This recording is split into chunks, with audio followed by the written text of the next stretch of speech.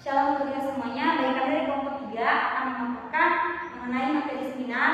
Di sini kami mendapatkan 4 orang, yang dimana saya Sandra Krisnalawar, saya Jasmine, saya Septilina Butu, saya Angel Purba. Nah, di sini kami akan memaparkan apa saja yang akan dibahas mengenai penjelasan dari apa itu seminar. Yang pertama, kita akan membahas mengenai apa pengertian dari seminar yang akan dipaparkan oleh saudara Dewi Siombing. Dipersilakan. Baik, terima kasih. Pembahasan pertama adalah pengertian seminar. Seminar adalah kegiatan di mana sekelompok orang-orang yang berkumpul untuk belajar satu topik tertentu. Nah, dalam seminar tersebut ada pembicara yang memberikan materi kepada peserta yang ikut dalam seminar tersebut. Nah, seminar tersebut bisa dilakukan secara formal, tetapi tetap komunikatif. Baik, sekarang kita masuk pada materi atau topik yang kedua, yaitu apa sih tujuan dari seminar itu dilakukan. Nah, yang pertama dari tujuannya itu memberikan penjelasan atau topik informasi tentang suatu topik tertentu, yang dimana pada acara seminar itu membahas mengenai suatu topik atau pembahasan tertentu. Kemudian itu menambah pengetahuan peserta, menyampaikan hasil penelitian atau temuan baru kepada audiens atau peserta, mendorong peserta untuk berpikir kritis, kemudian memberikan kesempatan bagi peserta untuk bertukar pikiran atau saling berdiskusi, kemudian mengembangkan kemampuan peserta untuk memahami masalah secara lebih luas terkait apa topik yang ingin dibahas di seminar tersebut. Kemudian terakhir adalah menghubungkan peserta dengan para ahli atau narasumber terkait apa topik yang akan dibahas di seminar tersebut. Kita masuk pada pembahasan yang ketiga, yaitu manfaat mengikuti seminar, yang akan dijelaskan oleh saudara Septilina Butu. Baik, kita masuk ke manfaat mengikuti seminar. Yang pertama, dengan kita mengikuti seminar, kita akan mendapatkan pengetahuan dan wawasan baru.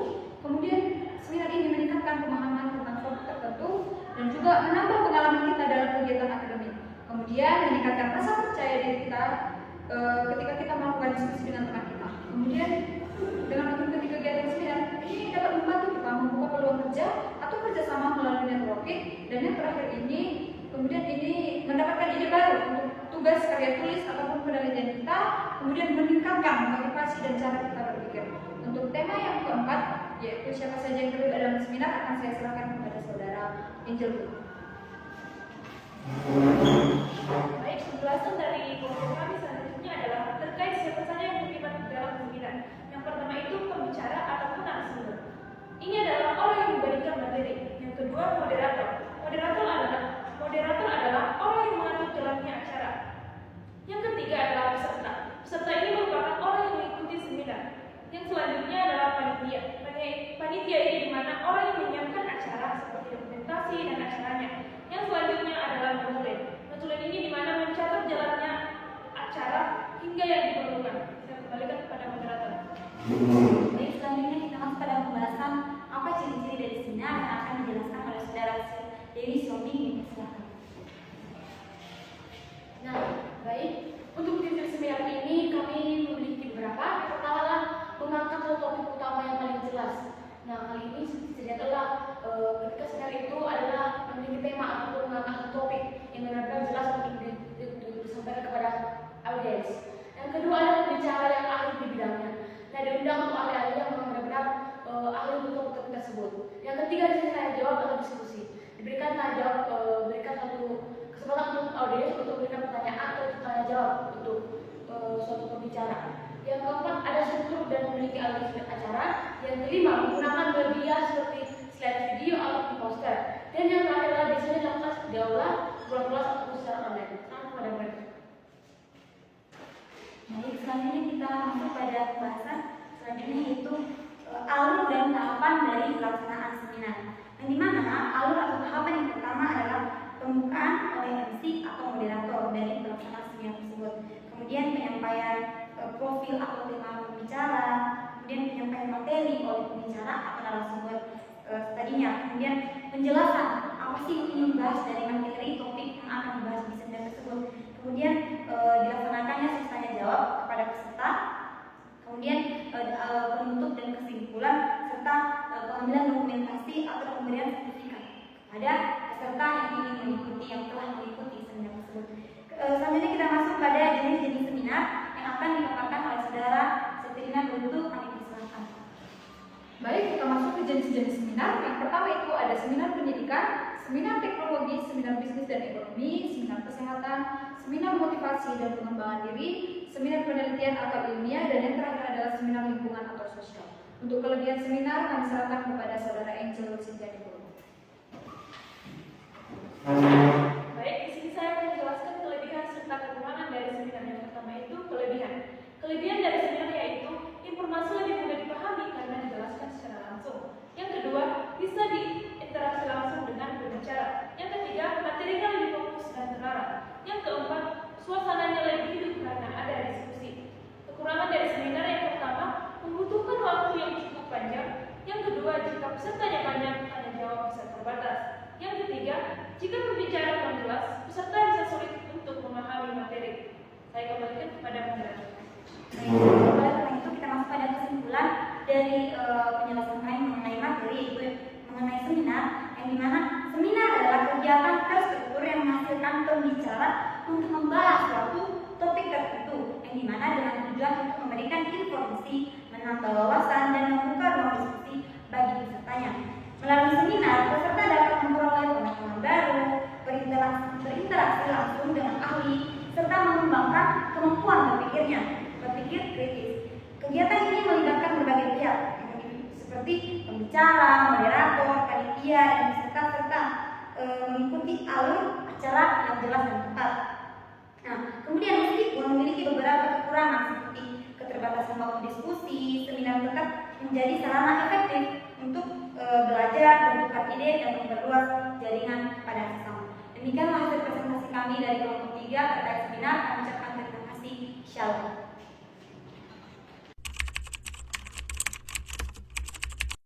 Mahasiswa, kali ini saya Dewi sebagai akan moderator dalam acara seminar kita pada siang hari ini dengan tema membangun kepercayaan diri dan komunikasi efektif melalui public speaking profesional dan pembicara dari undang Ibu Sri Halawa yang akan membawa kita dalam acara kali ini. Nah, kali ini kita akan mendengarkan sambutan dari ketua dan panitia acara seminar kali ini. Aku silakan. Halo sobat mahasiswa, selamat siang. Perkenalkan, nama saya adalah Septrina Brutu. Saya sebagai ketua panitia seminar public speaking. Pertama-tama, patut kita ucapkan syukur kepada Tuhan Yang Maha Esa di mana kita telah disediakan tempat di tempat ini untuk melangsungkan seminar kita pada hari ini. Dan juga saya berterima kasih kepada moderator yang telah menyediakan saya tempat dan waktu untuk memperkenalkan diri saya, dan juga saya sangat berterima kasih banyak kepada narasumber Ibu Sri Krisna Halawa yang telah bersedia untuk hadir bersama kami menjadi pembicara kami pada hari ini. Nah, pada hari ini seminar public speaking resmi saya buka. Kalau berlama-lama kita akan memberikan narasumber kita Ibu Sri Halawa akan membawa kita dalam suasana acara kita kali ini. Tersambut dia, Ibu Sri Halawa, akan bersilakan. Kita semua, saya sangat senang dan bersyukur pada hari ini bisa berkumpul dengan teman-teman semua untuk kegiatan kita, yaitu seminar public speaking, membangun kepercayaan diri dan komunikasi efektif melalui public speaking profesional. Di sini saya akan memperkenalkan diri terlebih dahulu, di mana pepatah mengatakan tidak kenal maka tak sayang. Perkenalkan, nama saya adalah Selin Krisna Halawa. Saya lulusan dari IAKN Tantu atau Institut Agama Kristen Negeri Tantu, dan saya bagi pengalaman sedikit. Saya adalah duta bahasa Sumatera Utara, dan puji Tuhan saya mendapat peringkat 1 dari peserta-peserta yang mengikuti lomba dari Jawa Barat, dan sekarang saya bekerja sebagai mentor di Universitas Medan. Nah, pada hari ini saya sangat senang bisa berkumpul dan akan bertukar pikiran kepada adik-adik mengenai public speaking. Nah, di sini ada nggak yang tahu apa itu public speaking? Pastikan sudah ada yang tahu apa itu public speaking. Boleh untuk melihat diganti apanya? Di sini public speaking adalah bagaimana menguasai pembicaraan. Nah, kita bisa baca di sini bahwa public speaking adalah proses berbicara kepada grup. Itu sekumpulan orang dalam satu struktur. Yaitu public speaking merupakan bentuk komunikasi publik, yaitu untuk orang-orang, untuk khalayak luas. Nah, untuk menyampaikan informasi atau pesan dalam berbagai bentuk. Nah, di sini kita bisa tahu berbagai bentuk itu apa saja dalam melakukan public speaking, ya teman-teman. Nah, berdasarkan yang telah kita tahu bahwa public speaking ini disampaikan dengan lisan. Lisan itu bagaimana? Dijelaskan seperti yang telah saya lakukan pada saat ini kepada kita semua. Kemudian tulisan, yaitu secara tertulis. Kemudian dengan suara, yaitu menggunakan suara, kemudian gambar atau simbol-simbol dengan tujuan tertentu yang dapat memudahkan pemahaman pada khalayak atau audiens yang ada pada saat itu. Kemudian yang dimana prosesnya itu terstruktur, terencana atau terorganisir bagi khalayak sehingga khalayak atau audiens dapat memahami apa pesan atau makna yang akan disampaikan oleh narasumber tersebut. Kemudian sebagai upaya untuk mempengaruhi dan menghibur khalayak publik, nah seperti sekarang saya sedang mempengaruhi audiens atau teman-teman untuk dapat memahami apa itu public speaking. Baik, selanjutnya, di sini saya akan membukanya dengan teori. Di sini saya tidak mungkin menjelaskan apa itu public speaking atau menjelaskan pemahaman public speaking yang saya tahu kepada teman-teman semua tanpa adanya teori. Di sini saya mengambil teori dari Sean Waller, Director of SFSU Speech and Debate Team, yang dimana ada 5 hal yang harus dipertimbangkan untuk memulai public speaking ini, teman-teman, yaitu 5 speech strategies, yaitu apa aja itu. Jadi kita bisa melihat dan membaca, menggunakan aktivitas fisik untuk memperoleh perhatian atau atensi dari audiens atau teman-teman yang ada di sini. Yang itu di mana itu menggunakan aktivitas fisik itu di mana dia menggunakan pergerakan atau seperti yang saya lakukan sekarang, jalan ke kanan kiri untuk membuat audiens itu memiliki pemahaman, dapat terpengaruh terhadap apa yang telah saya paparkan untuk hari ini. Nah, kemudian membuat atau mengkreasikan pernyataan permulaan atau menyajikan data statistik yang menarik dan mendukung. Misalnya, berdasarkan penelitian dari 2025 telah ditemukan bahwa 60% mahasiswa tidak datang ke perpustakaan atau tidak melakukan literasi. Nah, di situ kita harus menggunakan teori sehingga audiens atau orang-orang yang mendengarkan kita dapat percaya bahwa itu memiliki data yang valid atau statistik. Kemudian menceritakan pengolahan yang relevan. Misalnya saat saya sedang menjelaskan kepada teman-teman semua, agar teman-teman tidak merasa terlalu serius, terlalu fokus terhadap pembicaraan atau pembahasan pada hari ini, perlunya ada yang namanya humor. Misalnya kamu di sini saya berikan contoh ya. Ketika kita sedang melakukan, pernah nggak sih teman-teman semua ketika melakukan public speaking tiba-tiba kamu bilang A, tiba-tiba kamu bilang B. Nah, teman-teman ada yang tertawa atau ada yang merasa tidak bosan dengan keadaan seperti itu. Kemudian yang keempat itu menyediakan informasi yang menjelaskan kreativitas atau topik, yang dimana ketika memberikan informasi, memang informasi yang ditempatkan itu valid, itu benar-benar ada datanya terjadi. Kemudian yang kelima yaitu menceritakan cerita yang mendukung prestasi, pidato atau perdebatan. Nah, di sini ketika kita melakukan public speaking itu, kita harus menceritakan cerita yang mendukung, yaitu cerita-cerita yang memang masuk akal kepada audiens. Begitu. Bisa selanjutnya, saudara. Nah, 5 bentuk percakapan yang harus dihindari ketika kita melakukan public speaking yang benar, itu ketika kita melakukan 5 hal ini akan menyebabkan kita gagal atau langsung gugup. Misalnya, seperti yang pertama, memulai percakapan dengan memperkenalkan nama.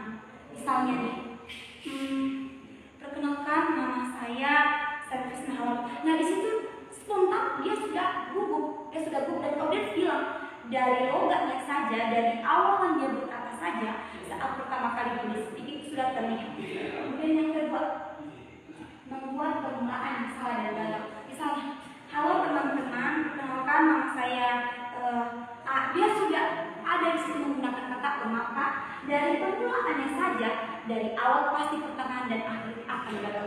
Kemudian yang ketiga, menggunakan pertanyaan yang bersifat retorika.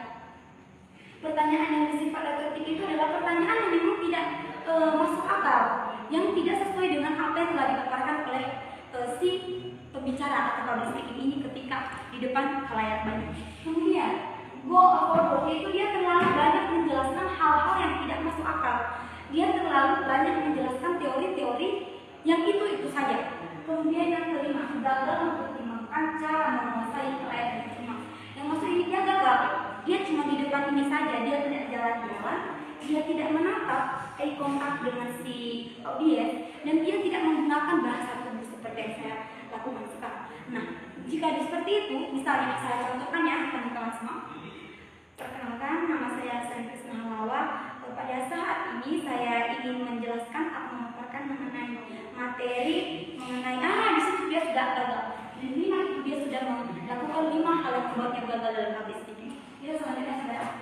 Nah, untuk itu ada 3 aspek pengalaman yang mendukung komunikasi public teman-teman. Menurut Hart dan kawan-kawan tahun 1975, yaitu yang pertama, komunikasi public speaking cenderung terjadi di tempat-tempat yang biasanya dianggap tempat sebagai tempat public seperti auditorium, kelas dan lapangan. Ya, benar. Memang public speaking ini biasanya terjadi di ruangan-ruangan tertentu. Karena jika kita melakukan public speaking di tempat tongkrongan, menurut saya itu tidak benar-benar terjadi. Bahkan itu gagal dan itu tidak benar-benar dikatakan sebagai public speaking. Yang kedua, komunikasi public speaking lebih merupakan kesempatan mengungkapkan masalah sosial dan ada kesempatan mengungkapkan masalah informasi dan tidak. Ya benar. Jadi dalam public speaking ini cenderung menjelaskan mengenai masalah, topik atau pengalaman yang membangun dan terstruktur. Dia tidak acak-acak adik-adik teman-teman semua. Dia tidak acak-acak. Misalnya dia menceritakan yang pertama, dia menceritakan yang delapan, dia menceritakan yang ketiga. Itu tidak terstruktur dan itu tidak termasuk public speaking. Yang ketiga yaitu komunikasi public speaking melibatkan norma perilaku. Ya benar, melibatkan norma perilaku. Ya, kita tahu bahwa dalam public speaking ini normanya itu perilaku, dari berbicara, dari gerakan badan dan dari eye contact. Jadi harus terpunya peraturan-peraturan yang memang tidak membuat si pendengar atau audiens merasa tidak dihargai dalam pembicaraan tersebut. Ya, selanjutnya saudara, kesan pertama atau first impression sangat penting dan akan menentukan kesuksesan public speaking ini, teman-teman. Selanjutnya dan mendukung image dari image positif kepada kita yang melakukan public speaking di depan khalayak ramai. Yang pertama, komunikasi verbal.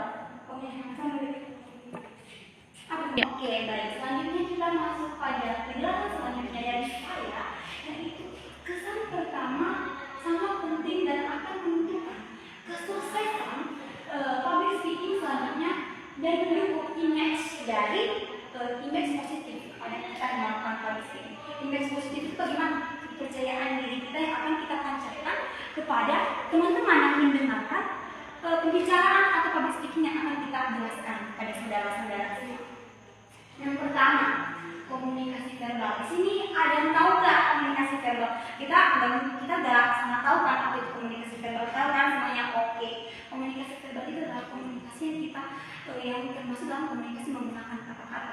Komunikasi verbal itu seperti apa? Komunikasi yang dipaparkan oleh seorang public speaking itu dia tahu apa kata-kata yang memang bagus dan akan menarik pendengar untuk mendengarkan dan memahami apa yang akan dia jelaskan di paparan di depan situ.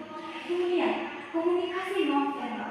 Ya, komunikasi non verbal ini adalah komunikasi yang ada bagian-bagian seperti di atas, yaitu pakaian yang digunakan. Nah, kita juga sebagai audiens itu memperhatikan kan apa yang akan digunakan oleh si pembicara tersebut.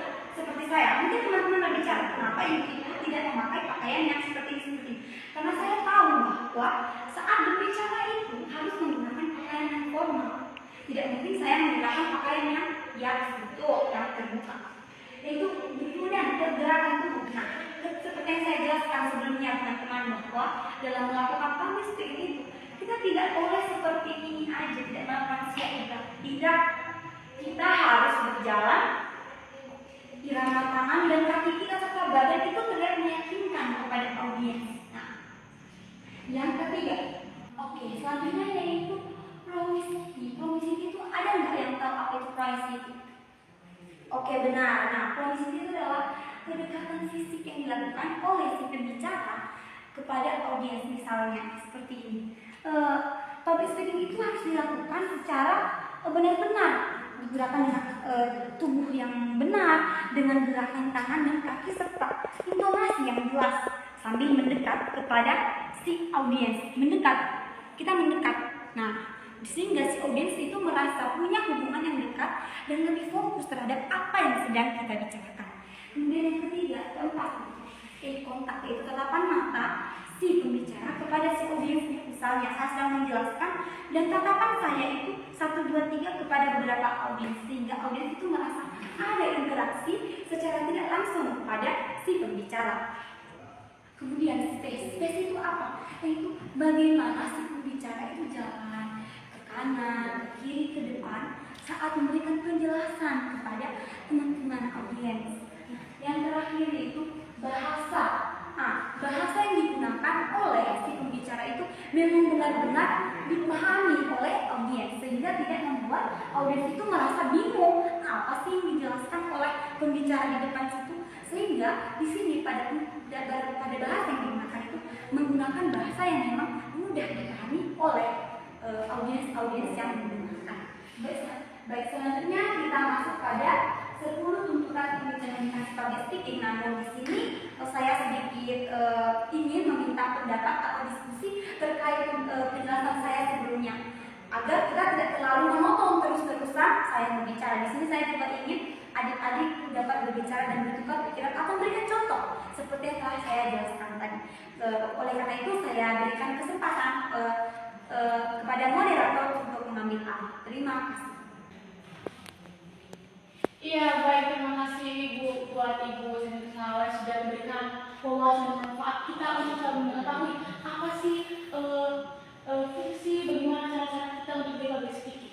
Nah, kali ini sudah dibuatkan diskusi tanya jawab untuk adik-adik semuanya yang ingin melakukan diskusi ataupun melakukan opininya, pendapatnya tentang bagaimana sih public speaking sebenarnya. Nah, kalian memberikan waktu, tapi sebelum itu kita akan diskusi singkat dulu agar untuk teman-teman sekalian lebih semangat dan juga untuk melihat apa sih pertanyaan-pertanyaan yang akan disediakan dan juga kepada pembicara kali ini. Terima kasih. Oke, baik, kita sudah masuk ke sesi tanya jawab dan silakan untuk peserta yang sudah ingin mengajukan pertanyaannya dan opini yang akan persilakan untuk saudara. Baik, saudara Angel, kami persilakan.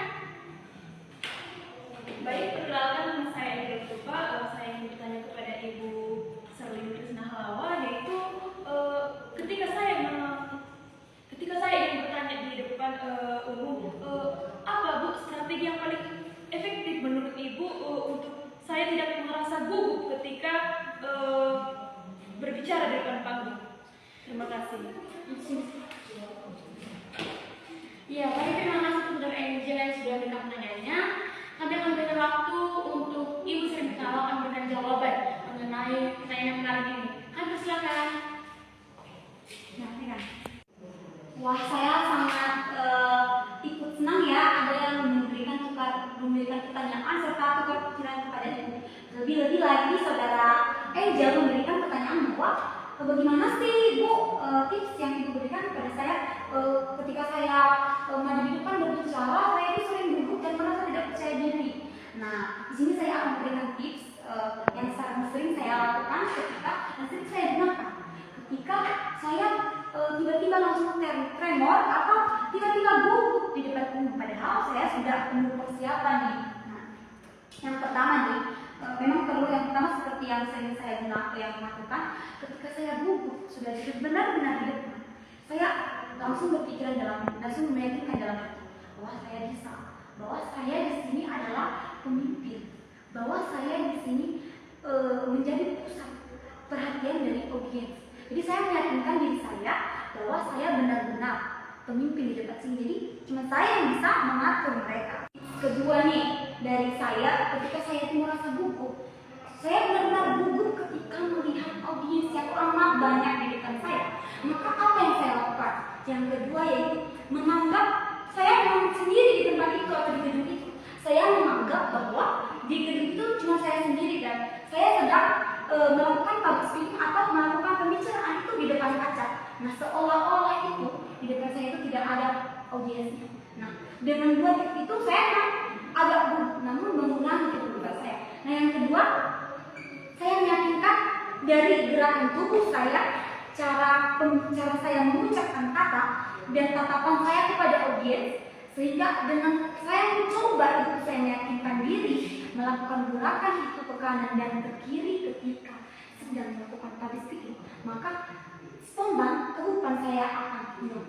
Seperti itu saudara Angel. Nah, itulah pengalaman serta tips dari saya, terutama yang sering saya lakukan ketika saya sedang melakukan public speaking dan tiba-tiba saya. Nah, apakah saudara Angel masih memiliki pertanyaan terkait apa yang saya jawab, terkait trik-trik yang saya berikan, saudara Angel? Baik, terima kasih Bu atas jawaban yang diberikan. Baik, terima kasih. Semoga Angel melakukan trik-trik ini ya, atau tips-tips yang saya berikan ini ketika berguru. Oke, semangat Angel, saya yakin kamu akan jadi orang sukses terutama dalam public speaking. Terima kasih buat pertanyaan dan juga jawaban yang menarik dari audiens dan juga pembicara kita. Nah, kali ini dalam proses kedua akan dilanjutkan oleh pembicara kita. Ampun, silakan. Baik, teman-teman, kita masuk pada diskusi penjelasan saya selanjutnya terkait apa yang akan kita bahas, mengupas apa selanjutnya yang harus kita tahu terkait public speaking ini. Dan selanjutnya menurut HAT itu 10 tuntutan unik komunikasi public speaking. Apa sih 10 tuntutan itu agar kita benar-benar menjadi seorang public speaking yang memang benar-benar bisa dan bahkan profesional. Oke, yang pertama yaitu pesan harus relevan dan dengan kelompok keseluruhan, tidak hanya satu kepentingan bersama, harus selalu diusahakan oleh pembicara. Jadi tuntutan yang pertama itu teman-teman bahwa pesan atau makna yang kamu jelaskan itu harus memang benar-benar diterima dan dipahami oleh kelompok atau orang-orang yang ada di depan kamu.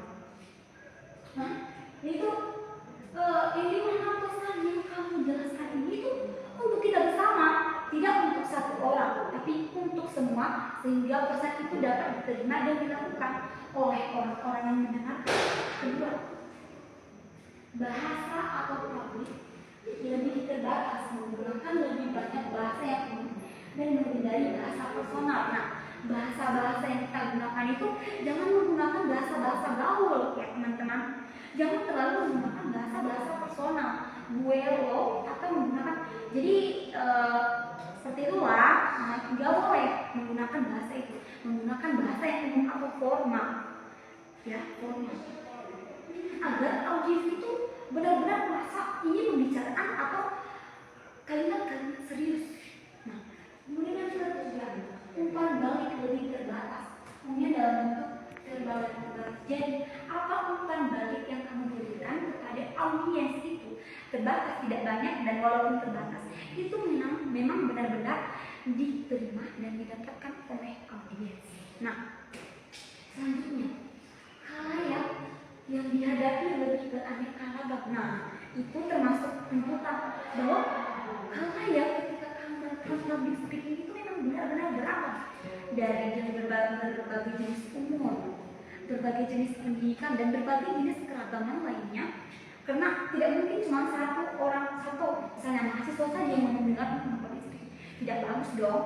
Jadi kita harus melakukan public speaking itu di orang-orang yang banyak kalangan. Kemudian makin besar jumlah khalayak terlibat, makin memperbesar kemungkinan kesalahan manusia kembali. Ya benar, ketika semakin banyak orang-orang mendengarmu ketika kamu sedang public speaking, maka kamu akan semakin salah dalam menafsirkan atau memberikan makna. Karena ya seperti tadi yang saya jelaskan, bubuknya. Oke, selanjutnya yaitu pembicara kamu harus membuat persiapan pidato yang lebih lengkap, personal adaptasi agar sebuah pesan semakin sesuai untuk banyak orang yang berbeda-beda. Nah, kamu itu harus perlu melakukan persiapan ketika melakukan public speaking. Melakukan public speaking ini atau berbicara di depan orang banyak itu tidak mungkin kamu tanpa persiapan, karena akan membuat orang-orang merasa rugi mendengar apa yang kamu jelaskan. Jadi perlu persiapan, apa inti, apa topik, dan apa yang akan kamu ajarkan atau bagikan pengalaman, atau apa yang akan kamu bagikan pengetahuan. Dan pengetahuan itu tidak semena-mena atau kamu buat-buat, enggak, harus ada teori dan memang benar-benar berdasarkan pengalaman kamu. Oke, selanjutnya yaitu analisis khalayak tinggal lebih sulit dan tidak akurat karena pembicara berinteraksi secara serentak dengan jumlah yang banyak. Benar, kita tidak bisa menjelaskan atau meyakinkan satu persatu karena banyak benar. Semua ya mungkin saya seorang diri meyakinkan kita 50 orang terkait topik saya, mungkin ada beberapa yang belum mengerti, namun kita tahu bahwa beberapa tersebut juga ada mengerti. Jadi itu memang tuntutannya.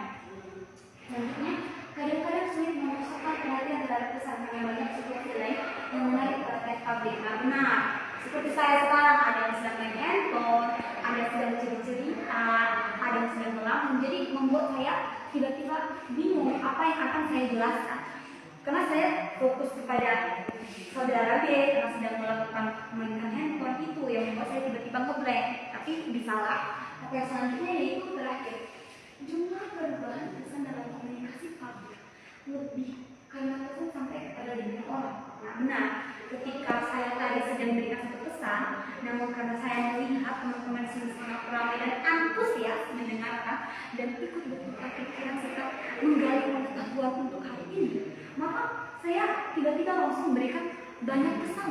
Tiba-tiba saya merasa banyak langsung pesan yang harus saya dapatkan, berikan dan jelaskan kepada saudara-saudara semua. Baik, selanjutnya kredibilitas pembicara terdapat dua bentuk. Apa sih kredibilitas itu?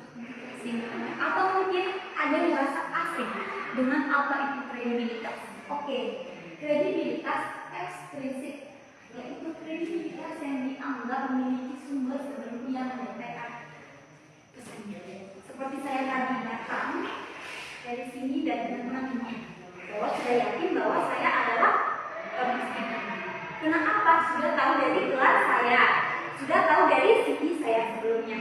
Namun yang kedua itu kredibilitas intrinsik, yaitu citra yang diciptakan oleh pembicara sebagai hasil langsung dalam pidatonya. Nah, pas saya datang, misalnya teman-teman merasa dia bisa nggak public. Namun ketika saya berbicara, intonasi saya jelas, tatapan saya dan gerakan fisik saya kepada audiens menyampaikan, disitulah teman-teman merasa bahwa saya adalah seorang public speaking. Jadi public speaking atau kredibilitas ekstensinya adalah dari gelar yang dimiliki atau dia tamatan dari mana. Kalau intrinsiknya adalah dari cara dia menyampaikan. Oke, selanjutnya saudara, menurut Malone menyatakan bahwa syarat-syarat yang harus dimiliki oleh public speaking practice ada enam ya. Jadi public speaking ini memang sedikit pusing ya, banyak sekali tuntutan dan keharusannya, banyak poin-poinnya. Yang pertama yaitu persistence, practice, training, preparation, policy atau of linguistic katanya, dan kemudian praktik yang melakukan praktik. Nah demikianlah yang bisa saya sampaikan, dan saya yakin teman-teman di sini sudah memahami apa itu public speaking dan apa ketentuan-ketentuan dan bagaimana public speaking yang baik ketika kita lakukan. Nah, demikian penjelasan saya terkait public speaking kepada kita semuanya pada hari ini. Saya harap kita semua dapat memahami dan dapat mempraktikkannya dalam kehidupan sehari. Demikian saya Krisna Lala sebagai narasumber pada hari ini. Saya ucapkan terima kasih. Oke, terima kasih untuk audiens yang sudah hadir, sudah menyempatkan diri untuk acara sore kali ini tentang public speaking. Dan terima kasih buat Ibu Sri Krisna yang sudah menyempatkan diri untuk berbagi ilmu dan wawasan kepada kalian semuanya. Kiranya apa yang sudah dapatkan menjadi bekal kita untuk kehidupan kita dan menjadi kita menjadi generasi yang benar-benar serius untuk belajar tentang public speaking. Terima kasih mengucapkan untuk setiap panitia yang sudah bersedia, kepada setiap audiens yang sudah datang. Terima kasih dan mengucapkan shalom dan sampai jumpa kembali.